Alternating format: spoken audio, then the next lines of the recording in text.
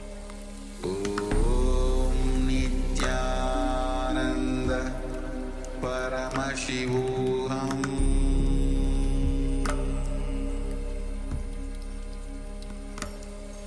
Om Nityananda Paramashivoham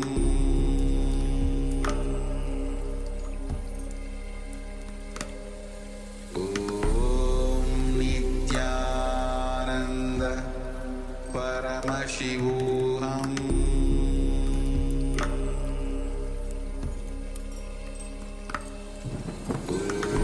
Om Nityananda Paramashivoham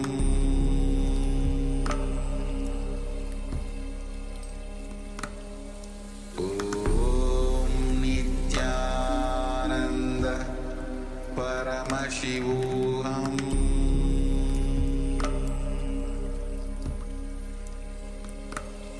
Om Nityananda Paramashivoham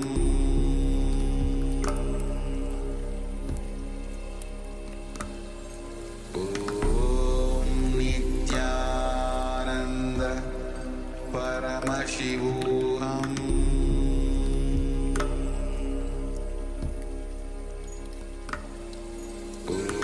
Om Nityananda Paramashivoham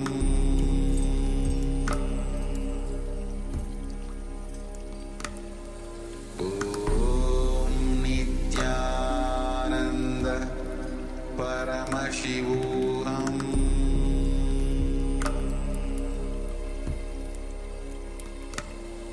Om Nityananda Paramashivoham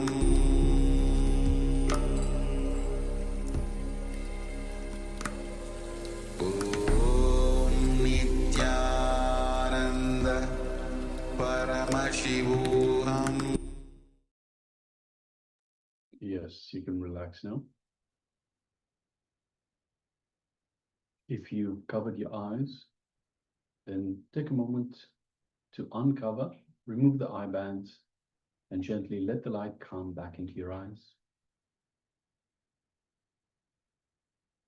And once the light has readjusted for your eyes, take a moment and share with us your question, your burning question that you asked Swamiji, and also the solution that Swamiji has prepared for you. And understand these solutions are directly from the cosmic archives, directly from the cosmos. And also request everyone, please make sure that you implement these solutions. So whatever solutions are being revealed to you, please make sure that you implement these solutions, act on them straight away.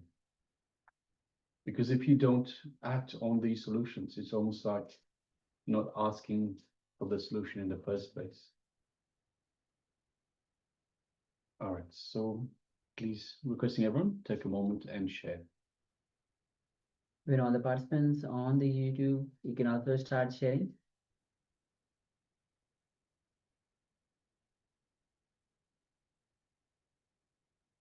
Meanwhile, we have sharing from Atmananda. She says, really enjoying learning about the history of Hinduism and the revival of KAILASA. Yes. Thank you very much for sharing that.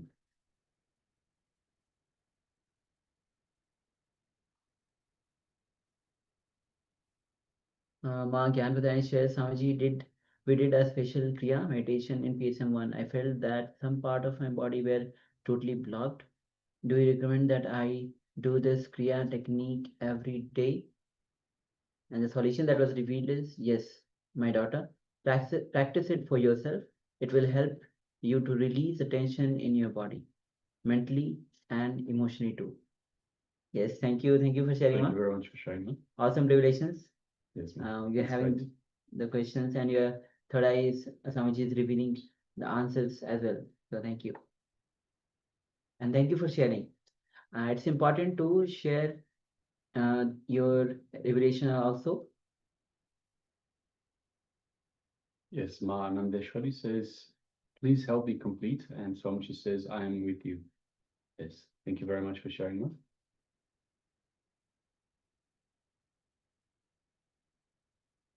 All right.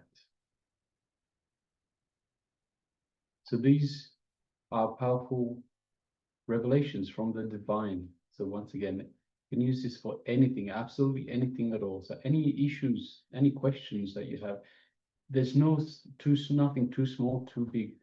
So please understand that you can use this for anything and everything. Be from even what pairs of shoes should I wear today to life's grandest questions. So don't be afraid. Get into the habit of speaking to Swamiji, practicing the presence of the divine, practicing the presence of Swamiji with you.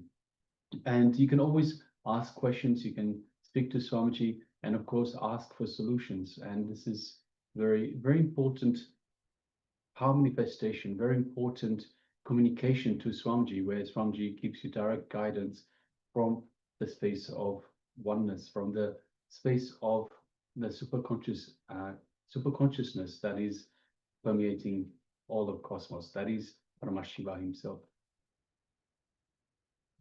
And again go on manifesting the power. Swami says you should be excited to manifest the powers, because this is your personal time to be in oneness with Swamiji, in oneness with Paramashiva.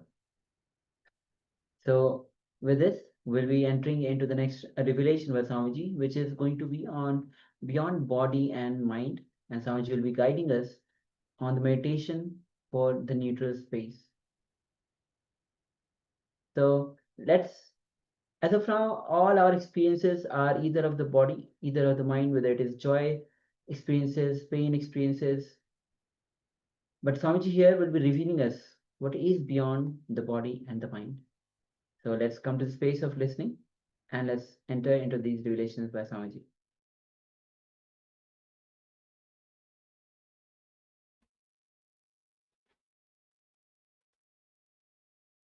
Your breath moves in only a circular way. It is not parallel line as you think. Because it goes in a straight way, you think it's a parallel line. It's not parallel. It takes a turn. Parallel lines never meet. Your breathing and mind, both are very closely associated. As I was telling you yesterday, the prana and mana, prana sarira and mana sarira are very closely connected to each other. If the prana becomes slow, the number of thoughts per second also reduces. Along with the length, breadth, depth of the prana, thoughts per second also reduces. Please understand. The length, breadth, depth of the prana or the breathing is directly related to the number of thoughts which you are having. If for example, here, if the prana is slowly coming down, slowly going into the inner space to take turn, this is the space in which it takes turn. It's an ingoing, incoming, outgoing.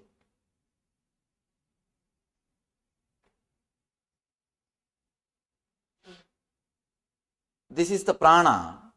Along with that, mind also slowly slows down. Very slowly slows down. But the difficulty, you are afraid of losing your mind. You are afraid of losing your mind. That is why you never keep your awareness in this zone. This is like a neutral zone. If you know driving, you can understand. Whenever you shift gear from first gear to second gear or second gear to third gear or any change, you have to come to neutral zone. Only after coming to the neutral zone, you can change the gear. Even if it is from first to second or second to third or third to first, whatever it is, you have to come to the neutral zone. Same way, the incoming breath taking turn as outgoing breath. This zone is a neutral zone. This is neutral zone.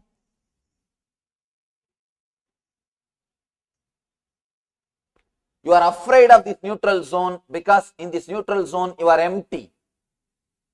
You don't have any identity. The biggest fear human beings have is fear of losing identity.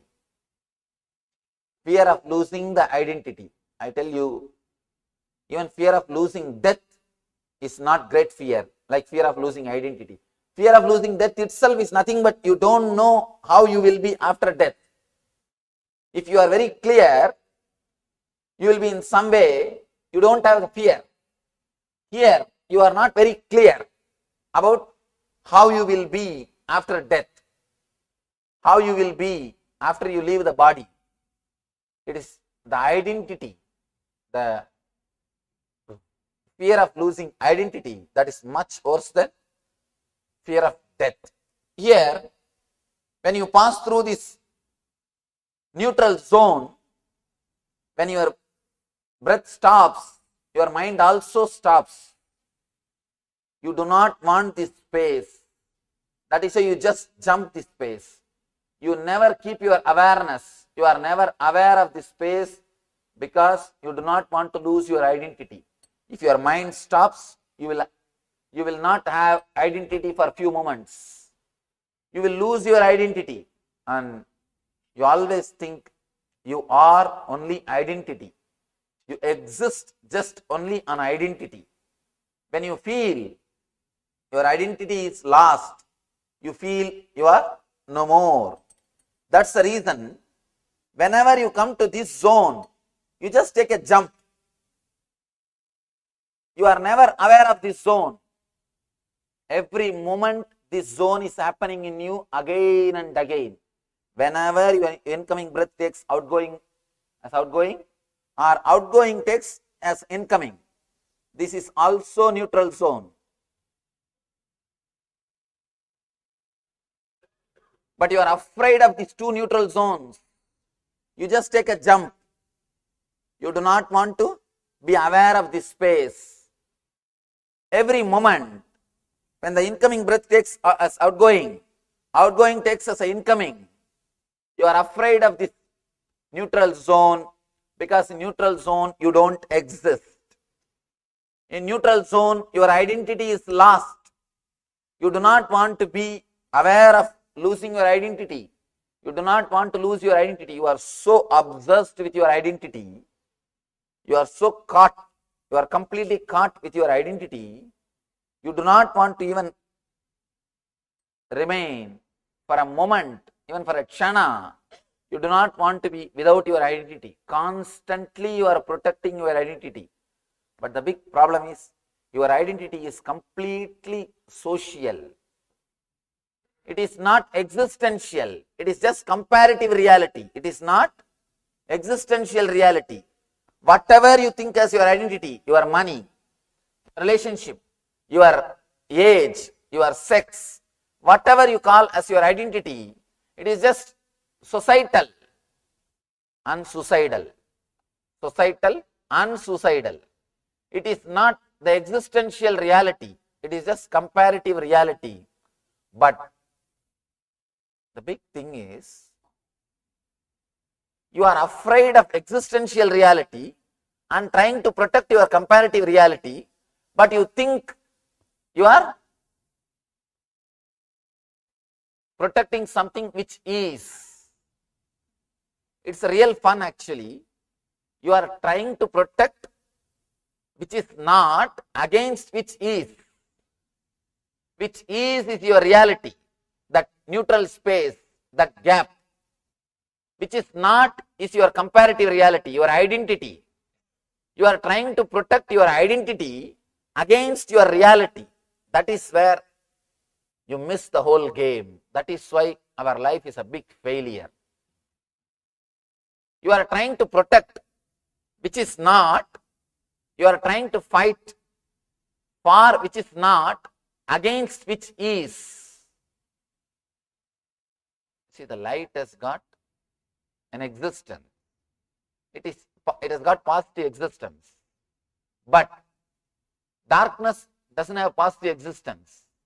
It exists only in a negative way. It doesn't have positive existence. You are trying to protect which doesn't have positive existence against which has got positive existence. In this space, in this zone, the neutral zone, the inner space or consciousness is the reality. It is a truth. It exists in you every moment. Every moment when your incoming breath takes turn as outgoing breath, or outgoing breath takes turn as incoming breath, you are in that neutral space. You are in that consciousness. But you neither wanted to experience nor feel comfortable with that zone. You are so caught up in your identity, especially with the Western culture. Surrender means death. Just by hearing the word surrender, people get frightened. But you don't know, you are trying to protect something which doesn't have basic existence. You see, all your identity is what your mind. This is what is your identity, the mind. This is breath.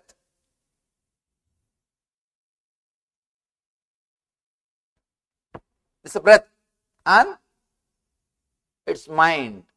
Mind is nothing but your identity. Again here, outgoing breath,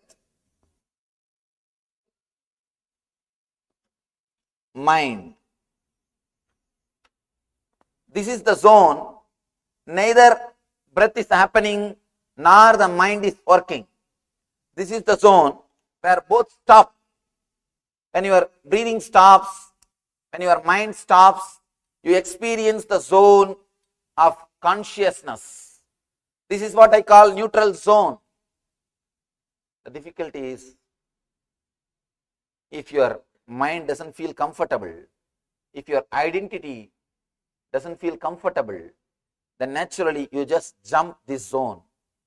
You do not want this zone in your life. Constantly you are trying to avoid God. Constantly you are trying to escape from God. Constantly you are trying to escape from consciousness. Every moment when your breath takes turn, He is knocking your door. All you need to do is you just open the door. You don't have to knock. He is already knocking. The main thing, you need to feel comfortable with that neutral zone. The more you feel comfortable, more you feel protected, more you feel secured with that neutral zone, you will start experiencing the neutral zone again and again. When you start experiencing the neutral zone, you will stay in consciousness.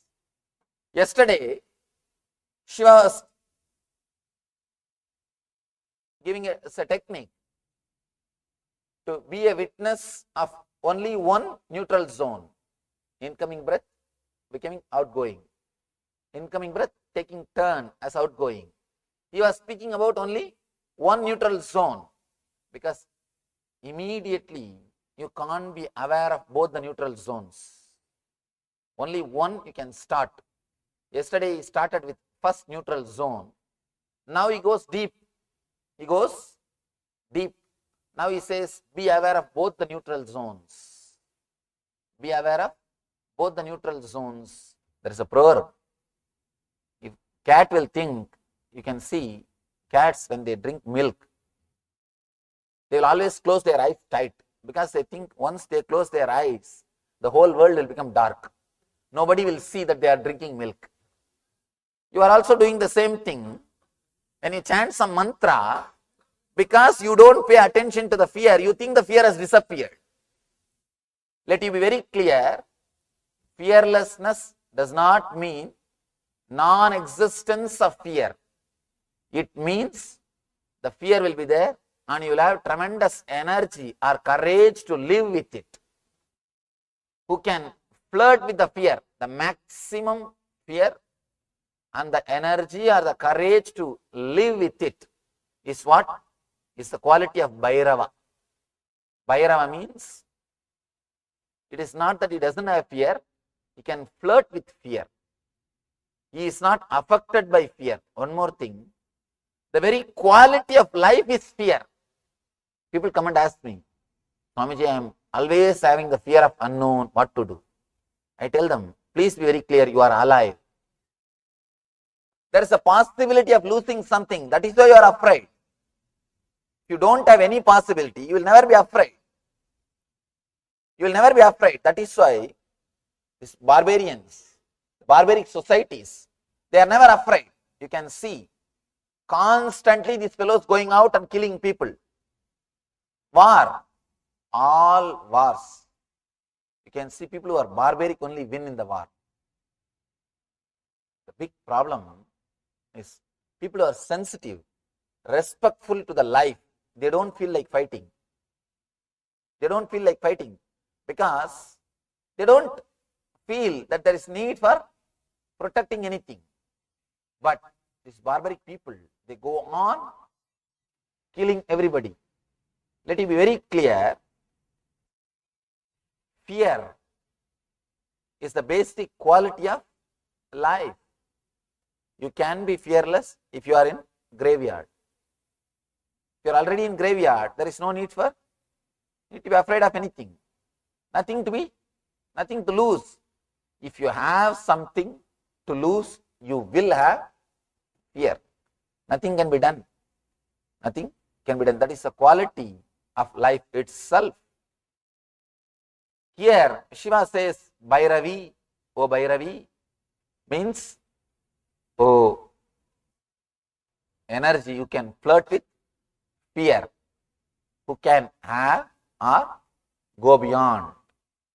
You are neither attached with fear or detached from fear. One more thing, if you are afraid of fears, if you are frightened about fears, again, don't think you are detached from fear. It's one more kind of attachment. All detachment is one more kind of attachment. The negative way of attachment is detachment.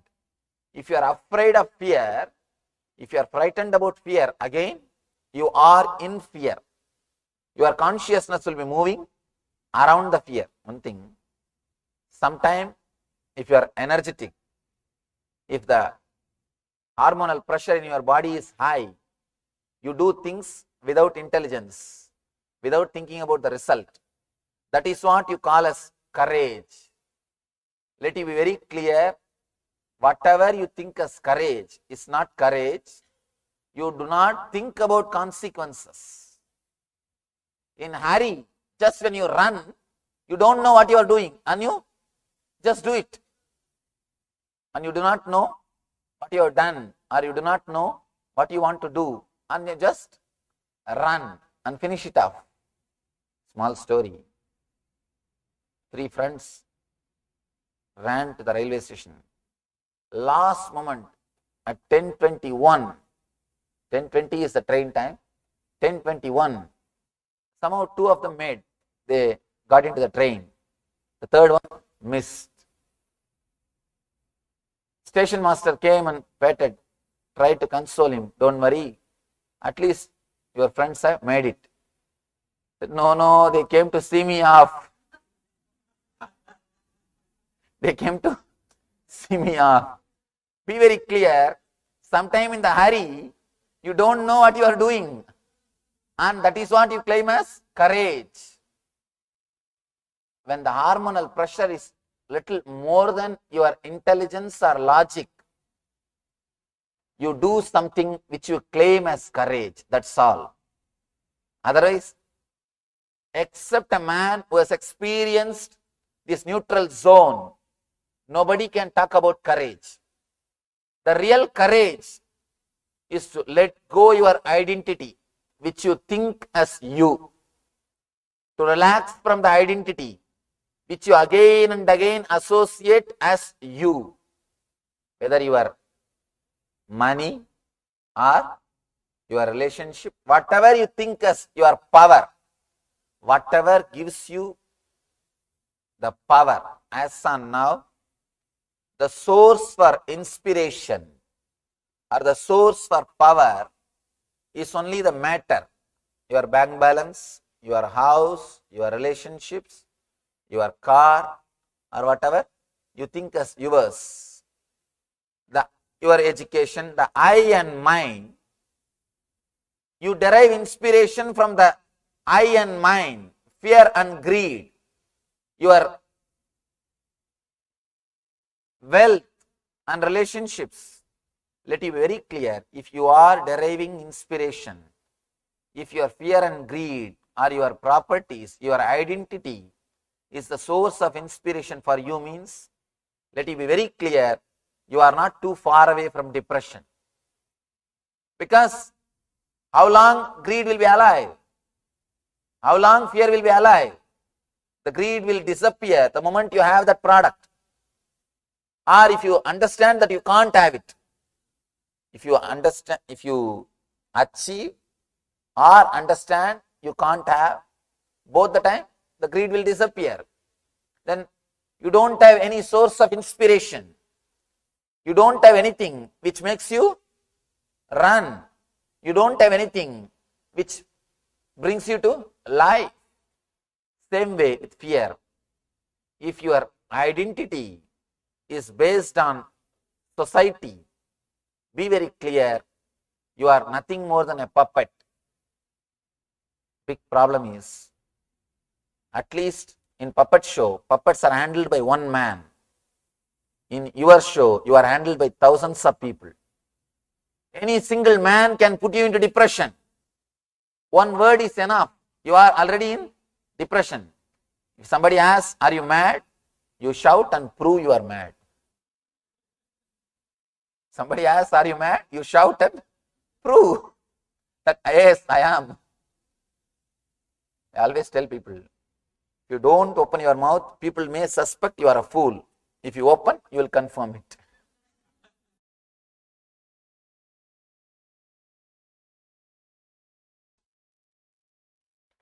I'll repeat the sutra once more. As breath turns from down to up, and again as breath curves from up to down, through both these turns, realize whenever the incoming breath takes a turn, as outgoing breath, it is. And whenever the outgoing breath takes turn, becomes the incoming breath, again you experience the neutral space. Be aware of these two neutral space. You will see, you will be able to feel very clearly the incoming breath awakens energy, the outgoing breath awakens intelligence.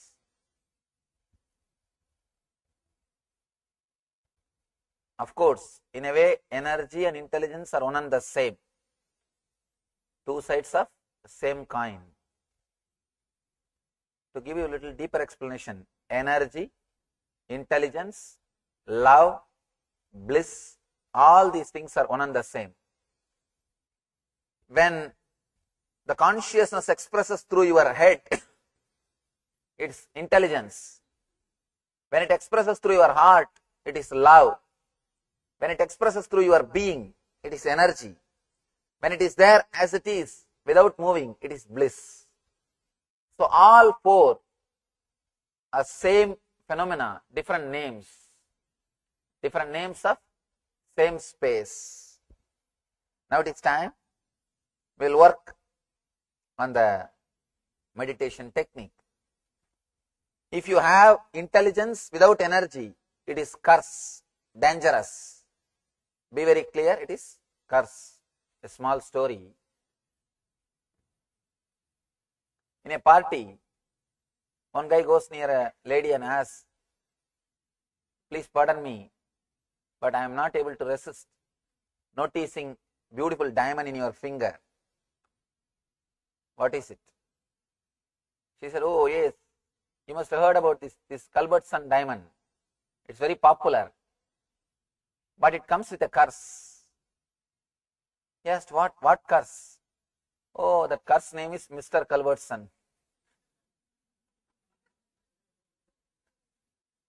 So, sometimes you just get only intelligence or just get only energy, no intelligence, it is a curse. It's not a blessing. Anyhow, now let's enter into the meditation technique. Please be aware, yesterday you were conscious or witnessing only one gap, one neutral space. Now you are going to be aware. Now you are going to be witnessing both the neutral spaces. When breath turns from down to up and curves from up to down. I'll guide you step by step.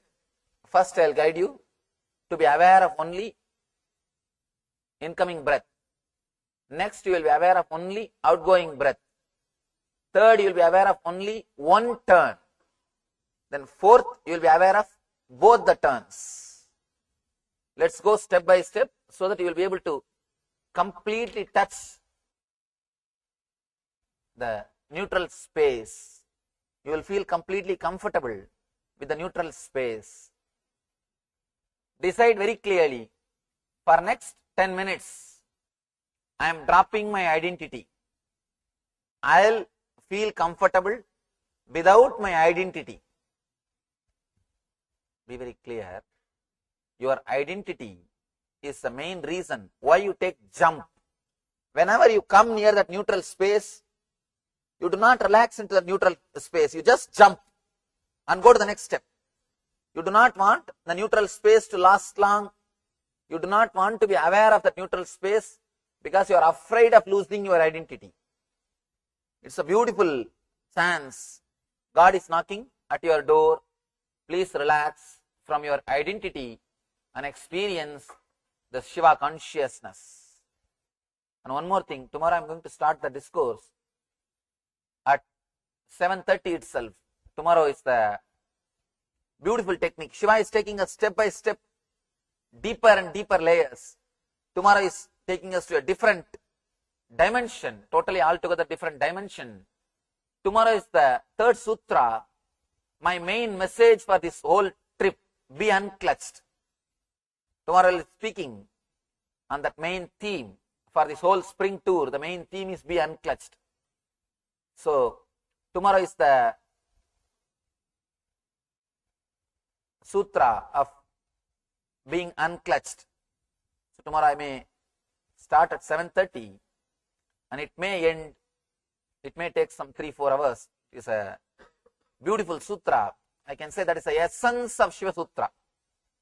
Tomorrow what I am going to speak, tomorrow what the Shiva Sutra, what Shiva expressing is the essence. Of course, as I was telling, I can't edit a single sutra. In that, if I have to say essence, this message, be unclutched. Tomorrow, Shiva is delivering that message in the third sutra. So, we'll start at 7:30 itself. Yes, please get ready. Sit straight. Please tie your eyes. If you don't have any cloth, at least close your eyes tightly so that this light doesn't disturb your meditation.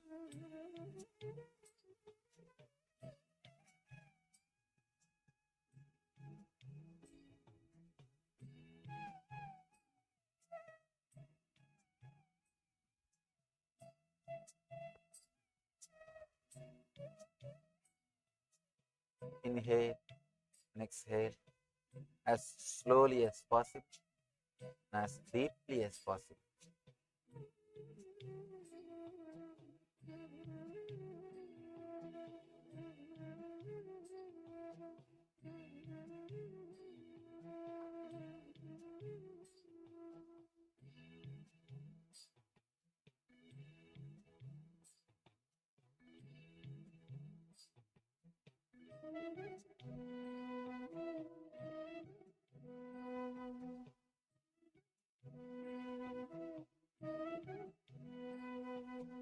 Decide consciously. You are going to relax from your identity.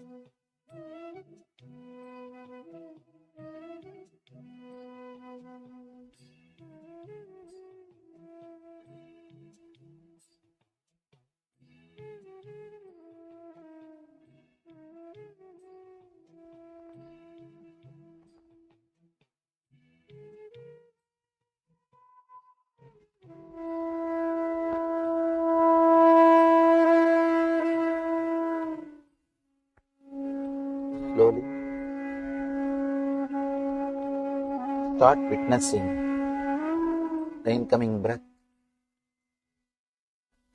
Witness only the incoming breath. Witness the incoming breath. Feel the incoming breath flooding energy, life throughout your body.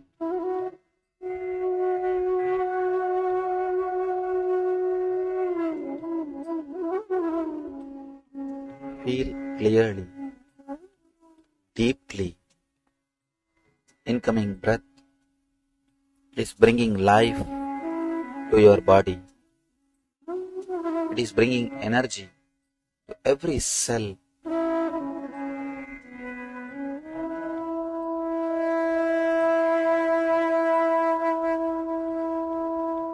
Every cell of your body is becoming alive when incoming breath happens. When you are breathing in, feel every cell of your body becomes alive when you are breathing in. Witness and observe only breathing in.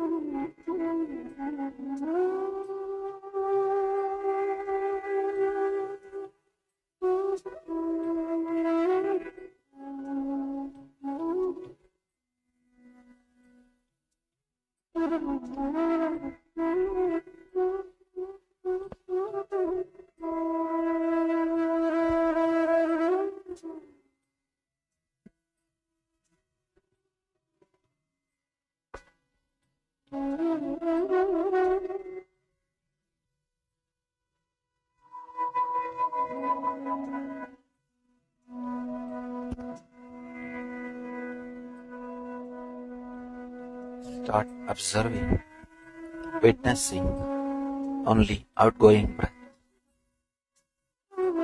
Forget about the incoming breath. Witness, feel, be aware of only outgoing breath.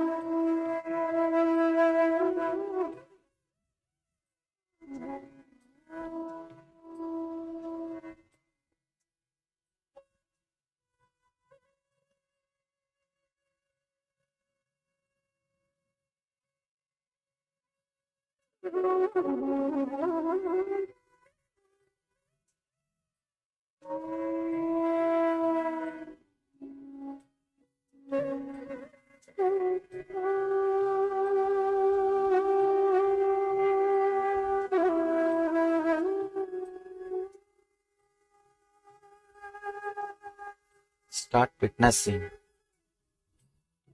when the incoming breath turning into outgoing breath. Witness only one neutral space of incoming breath turning into outgoing breath. Forget about everything else. Just be witness, be aware of incoming breath turning into outgoing breath. Be aware of that one gap, one neutral space. Just be aware of that one neutral space.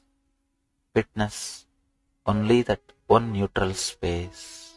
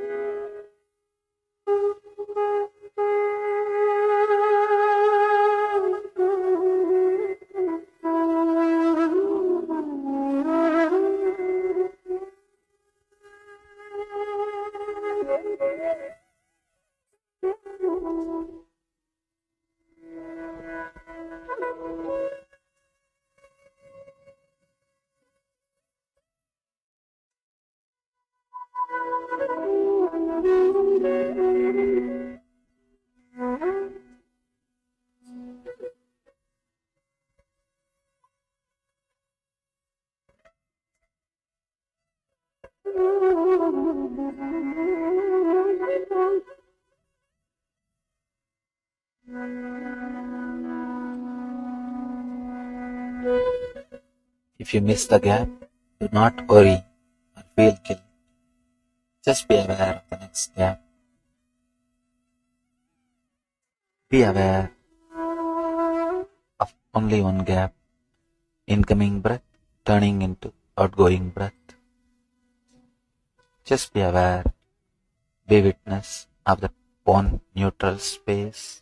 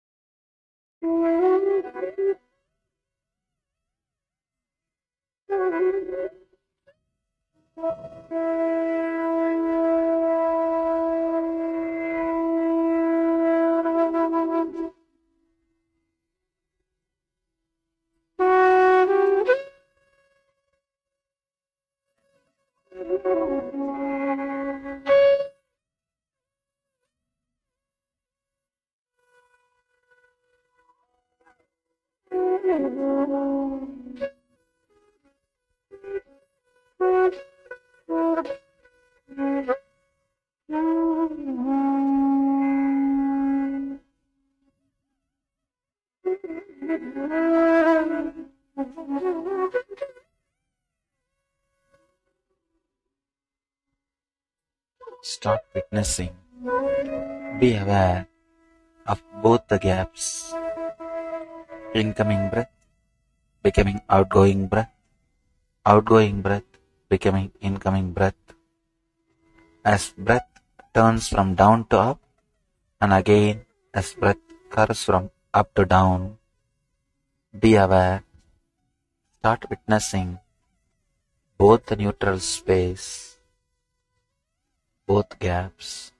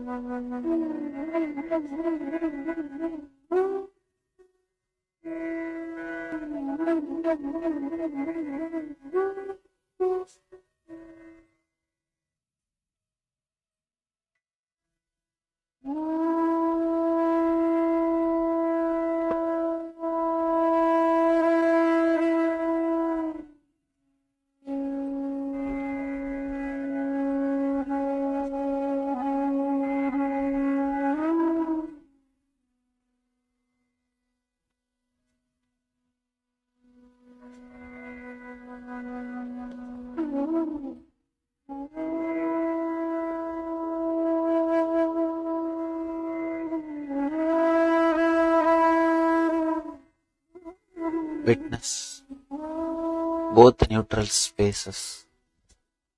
Witness as breath turns from down to up.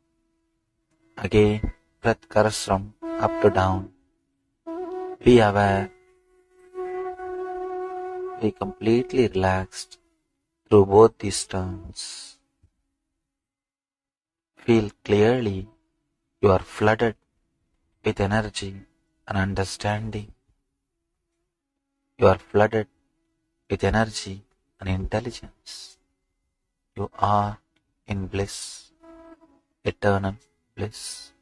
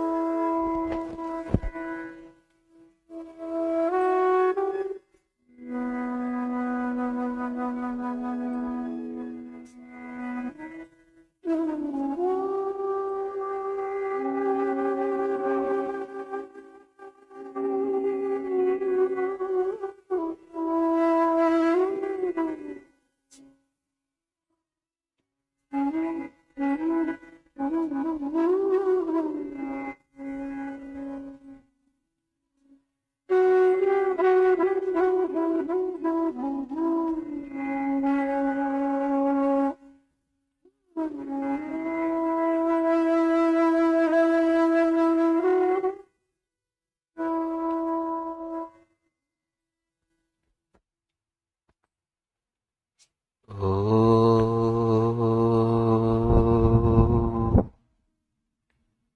Shanti Shanti Shanti. Namah Shivaya. Slowly, very slowly, you can open your eyes.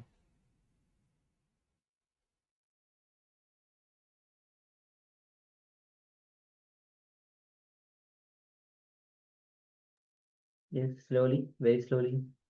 You can open your eyes, as Swamiji mentioned. Understand how we jump this gap between the two thoughts, the neutral zone, where the God is knocking the door again and again. But we don't bring our awareness to that zone.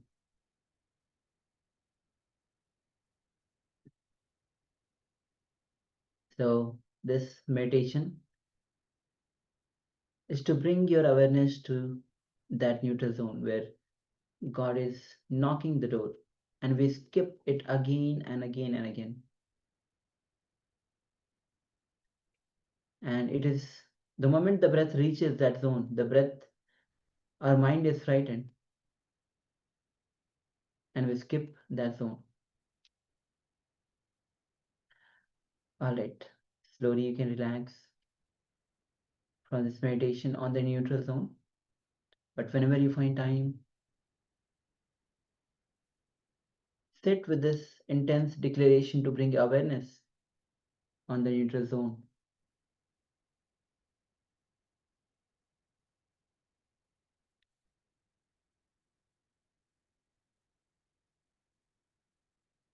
All right, so with this, we'll be now entering into the power manifestation. And today we are doing the power of third eye solutions. So again, in this round, we'll be manifesting the power of third eye solutions. So you'll be asking one question, any question that is priority for you, that is urgent for you, that means a lot for you. Ask this question to your third eye. You'll be placing that question in your third eye and see what solution Swamiji is revealing to you. See what solution third eye is revealing to you. Make sure that you're asking the question which is the most priority for you, most urgent for you. So let's take a moment and look into yourself, ask the question, and place the question into your third eye. When requesting all the participants following us on YouTube, you can also start manifesting this power.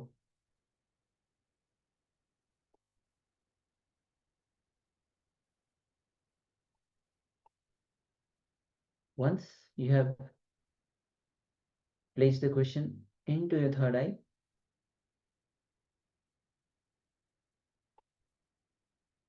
we'll be entering into manifesting this power of third eye solutions. Just close your eyes and sit with your head neck spine in a straight line.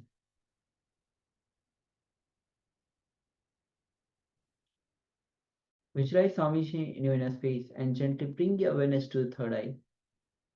And through your third eye, gaze at Swamiji's third eye.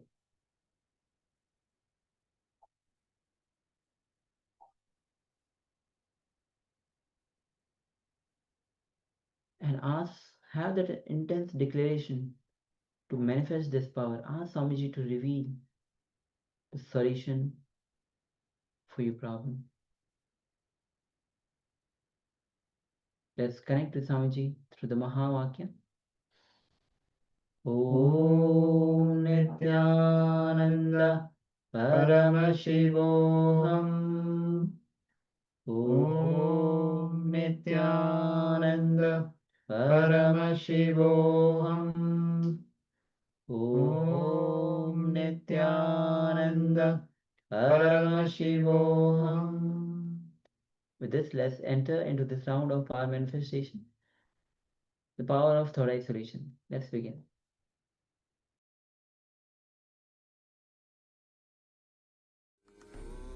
Nityananda Paramashivoham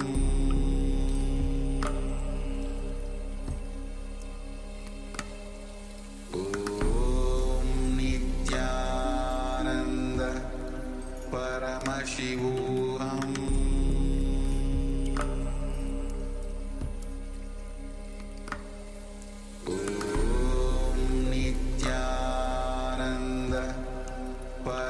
Paramashivoham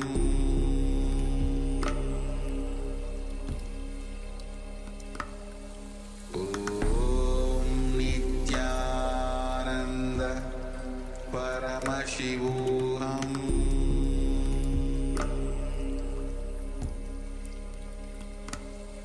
Om Nityananda Paramashivoham Paramashivoham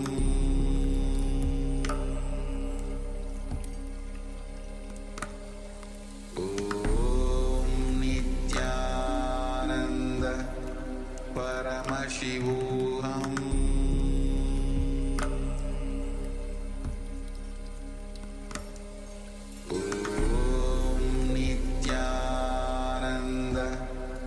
Paramashivoham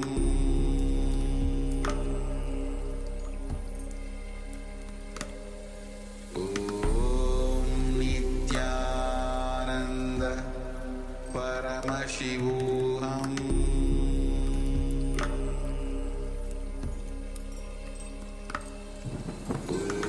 Om Nityananda Paramashivoham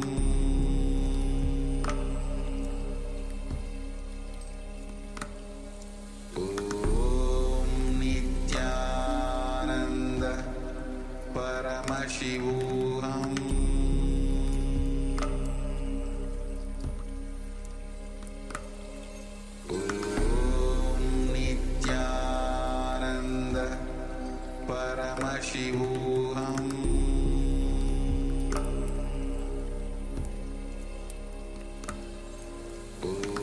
Om Nityananda Paramashivoham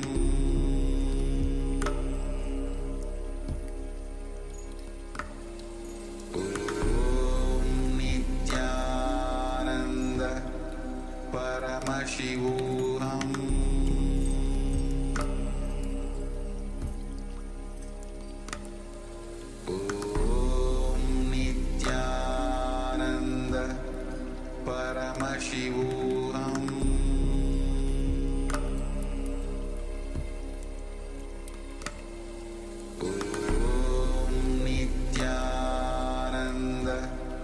Paramashivoham Om Nityananda Paramashivoham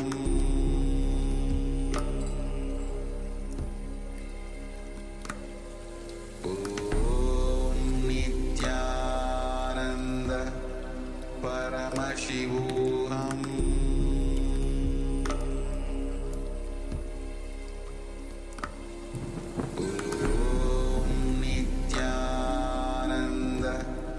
Paramashivoham Om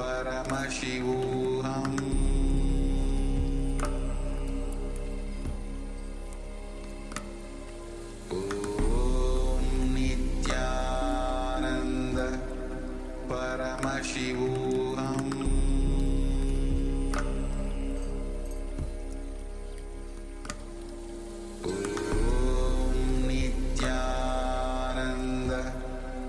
Paramashivoham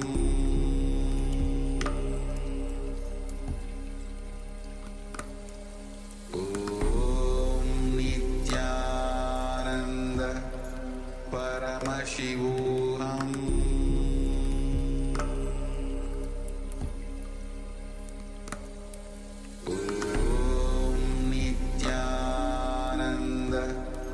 Paramashivoham